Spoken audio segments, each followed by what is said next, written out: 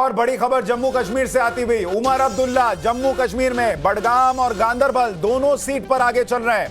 ये बड़ी खबर आती हुई। उमर अब्दुल्ला जिन्होंने अपनी पगड़ी उतार कर रख दी थी कि भाई अब आप इसकी इज्जत बचाइए, ऐसी हालत कश्मीर में अब्दुल्ला परिवार की हो गई थी। अब वो बताया जा रहा है कि बडगाम और गांदरबल दोनों सीटों पर उमर अब्दुल्ला शुरुआती रुझानों में आगे चलते दिख रहे हैं। तो ये बड़ी खबर जम्मू कश्मीर से आती हुई। लेकिन जम्मू कश्मीर में मुकाबला बहुत रोचक। आप देखिए, नेशनल कॉन्फ्रेंस 19 और बीजेपी 16 सीट पर आगे और पीडीपी 2, अन्य के खाते में 4 सीट। अभी आधे सीटों के रुझान नहीं आए हैं और कोई भी बहुत स्पष्ट बहुमत लेता हुआ दिख नहीं रहा।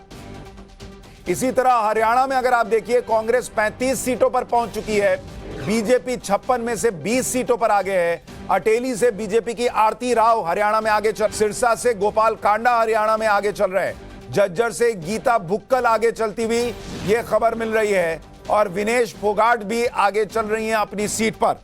चारू प्रज्ञा हरियाणा में बीजेपी हारती हुई दिख रही है शुरुआती रुझानों में।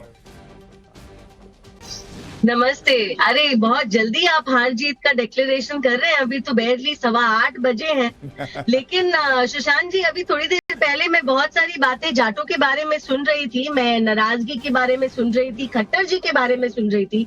उस बारे में मैं जल्दी से एक बात कहना चाहती हूँ। पहली बार तो अगर आप पिछले 5 प्रदेश के चुनाव देखें, भारतीय जनता पार्टी के सारे सीएम्स की एज ऑन एन एवरेज 20 साल से कम करी गई।